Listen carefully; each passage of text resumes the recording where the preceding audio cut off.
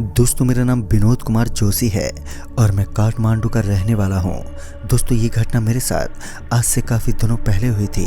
मुझे ठीक से तो याद नहीं है, लेकिन उस वक्त मेरी उम्र शायद 23 साल की थी और उस दिन मैं अपने बुढ़े दादा को गांव छोड़ने के लिए गया हुआ था और मेरा वापस शहर में लौटना भी काफ़ी ज़रूरी था, क्योंकि शहर में आज मेरे लिए काफ़ी ज़रूरी काम था, जिस कारण मैंने रात वाली बस ज्वाइन करना बेहतर समझा। उस वक्त कड़कड़ाती ठंड का माहौल था, जिस वजह से मैं अपनी कंबल ओढ़ते हुए गांव के मेन बस स्टैंड पर पहुंचा तो मुझे पता चला कि आज बस स्टैंड पर बस नहीं पहुंच पाएगी और उसका मुख्य कारण था टूटी हुई सड़क का रिपेयर होना, जिस वजह से बस आज उस जगह पर नहीं पहुंचने वाली थी जिस जगह पर मैं खड़ा होकर बस का वेट कर रहा था। हालांकि उस वक्त मैं अकेला ही बस का वेट नहीं कर रहा था, मेरे अलावा 3 और लोग भी मौजूद थे वहां पर। लेकिन जब पासी के दुकानदार के द्वारा बताया गया कि आज बस स्टैंड पर बस नहीं पहुंचेगी तो हम तीनों वहां से निकल गए और एक पीपल के पेड़ के नीचे पहुंच गए।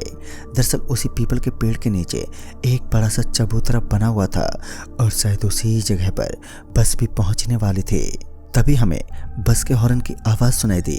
उस वक्त रात के लगभग 9 बज रहे थे और सर्दियों के मौसम में इस वक्त लोग अपनी कंबल ओढ़कर बेड पर आराम कर रहे होते हैं और उस गांव के सारे लोग भी इस वक्त एक गहरी नींद का मजा ले रहे थे। सिर्फ मेरे अलावा 2 लोग ऐसे थे जो इस कड़कड़ाती ठंड में परेशानियों का सामना कर रहे थे। पहली बार तो मैं उस बस को देखकर एकदम हैरान था, क्योंकि अमूमन मैं इस इलाके में काफ़ी सफ़र तय करता रहता था, लेकिन मैंने कभी भी इस बस को नहीं देखा और वो भी इतनी जल्दी, इससे पहले कि मैं उस बस ड्राइवर को बस के बारे में कुछ पूछ पाता कि बस में बैठते ही बस अचानक से ही चल पड़ी। ड्राइवर का व्यवहार थोड़ा ख़राब तो लग रहा था, लेकिन उसकी हरकतों पर मैंने कुछ खास ध्यान नहीं दिया और अपने साथ बैठे गांव के दोस्त के साथ गप्पे लड़ाने लगा। तभी उसने बताया कि वह काठमांडू से झींगर की तरफ रवाना हुआ है, क्योंकि कल ही उसी के इलाके में उसके एग्ज़ाम होने वाले हैं। हम दोनों ऐसे ही बातें कर रहे थे कि हमारी निगाहें बाकी पड़ी सीटों पर गईं तो हमें काफ़ी हैरानी होने लगी, क्योंकि उस बस के अंदर हम 3 लोगों के अलावा कोई भी नज़र नहीं आ रहा था। और जब हम तीनों बस के अंदर पहुंचे थे तो हमने भी ध्यान नहीं दिया था कि बस के अंदर और कोई भी मौजूद है या फिर नहीं। बस को पूरी तरीके से खाली देखकर मैं इस बारे में ड्राइवर से पूछना चाहता था, जिस कारण मैं अपनी सीट से उठा और ड्राइवर के पास जाने लगा। लेकिन मेरे गांव वाले दोस्तों ने कहा कि अरे भाई साहब, हमें क्या मतलब, चाहे बस में कोई सवारी हो या फिर ना हो, हमें तो बस अपने गांव जाना है। बाद में मैंने भी उस ड्राइवर से ना पूछना ही ठीक समझा और फिर मैं उन दोनों के साथ इधर उधर की बातें करने लगा। तभी वो बस एक ऐसे रास्ते पर पहुंची जहां का पूरा रास्ता एकदम सुनसान पड़ा था। मुझे ऐसा लगा मानो मैं इस जगह को अपनी लाइफ में पहली बार देख रहा हूं, क्योंकि मैं गांव के इस रास्ते पर काफ़ी सफ़र कर चुका था, लेकिन मैंने आज पहली बार इस सुनसान इलाके को देखा था। और बाद में मैंने सोचा कि शायद घनघोर अंधेरे की वजह से मैं रास्ते को ठीक से देख नहीं पा रहा हूँ। फिर मैं बस में आराम से बैठा रहा और दोस्तों के साथ बातचीत करने लगा। लेकिन थोड़ी ही देर के बाद बस के पीछे वाली सीट से हंसने की आवाज़ें आने लगी और जब मैं पीछे मुड़ा तो मैं एक पल के लिए हैरान था, क्योंकि कुछ देर पहले तो इस बस के अंदर हम 3 लोगों के अलावा सिर्फ ज़ोरदार सन्नाटा ही पसरा हुआ था। और अब मैंने देखा कि उस बस के अंदर पीछे वाली सीट पर 4 बड़े बड़े और हट्टे कट्टे लोग बैठे हुए थे और वो सभी लोग एकटक हमें घूरे जा रहे थे। और इस बार मैंने बस के ड्राइवर को आवाज़ लगाते हुए कहा, अरे भाई साहब, बस को यहीं पर रोक दो, अब मुझे यहाँ से आगे नहीं जाना है। इतना सुनते ही पीछे वाली सीट की ओर से आवाज़ आई, अब तो ये बस तब तक नहीं रुकेगी जब तक आप सभी को आपके सही स्थान पर न उतार दे। और जब मैं पीछे मुड़ा तो उन्हीं में से एक आदमी एक बार फिर मुझे घूरते हुए बोला, भाई साहब चिंता मत करो, जल्दी आपको उतार दिया जाएगा। इतना कहकर वो आदमी मंद मंद मुस्कुराहट देने लगा, लेकिन उसकी ये हंसी मुझे बहुत ही अजीब लग रही थी। पता नहीं क्यों, मगर वो मुझे काफ़ी अजीब लग रहा था।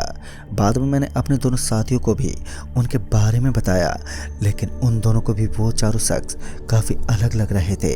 उनकी हरकतें और उनके बोलने का अंदाज, जिस कारण हम तीनों अपनी सीट से उठे और सीधा बस ड्राइवर के पास पहुंच गए।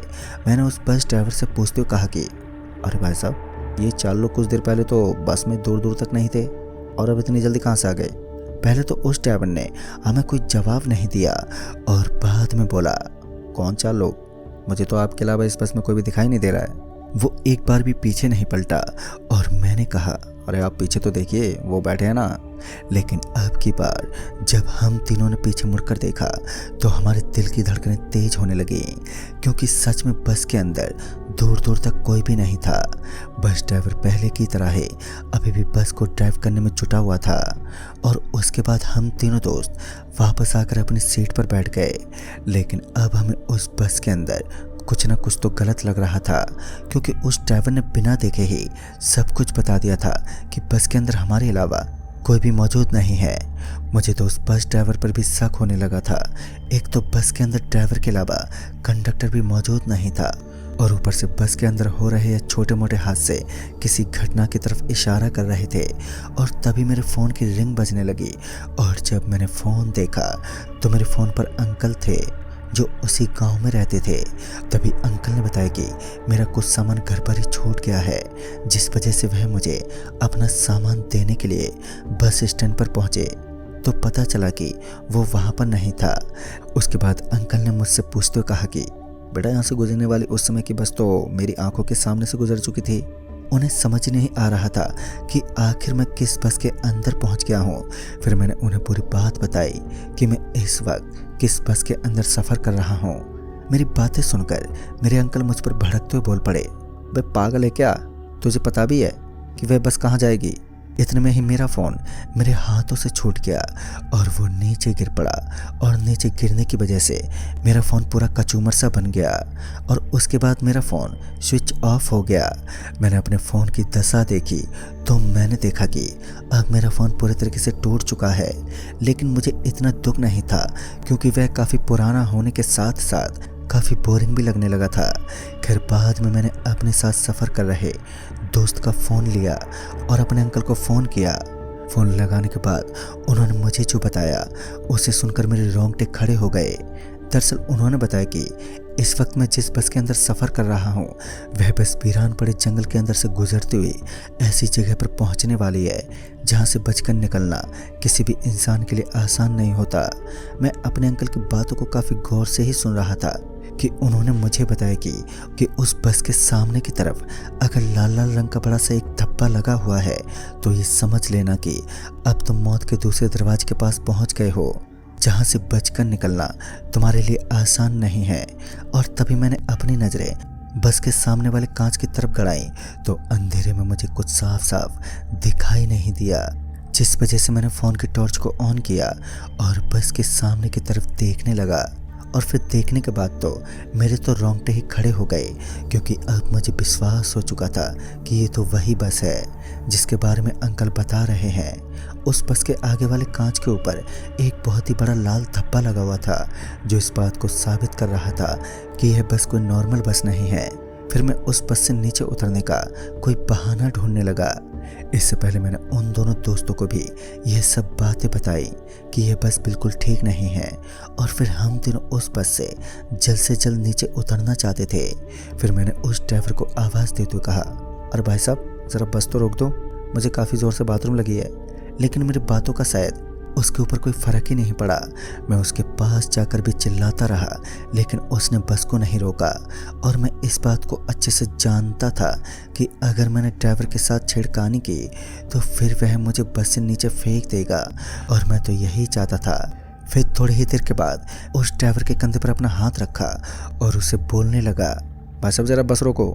लेकिन इस बार तो गजब ही हो गया, क्योंकि जब मैंने उसके कंधे पर अपना हाथ रखा तो उस ड्राइवर का हाथ उसके कंधे से एकदम से कट गया और वो नीचे गिर पड़ा। और फिर वह ड्राइवर मुझे अपनी भयानक निगाहों से एकदम से देखने लगा।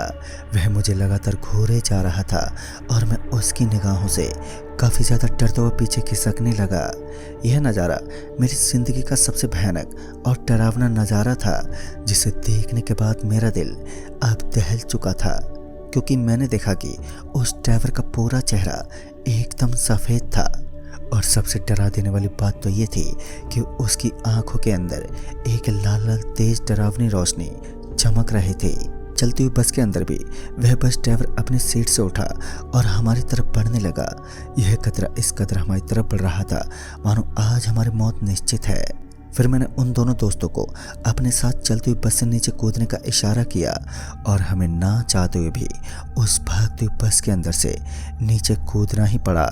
मुझे तो लग रहा था कि इस बस से नीचे कूदने के बाद शायद से मेरे हाथ और पैरों की हड्डियां टूटने वाली थीं।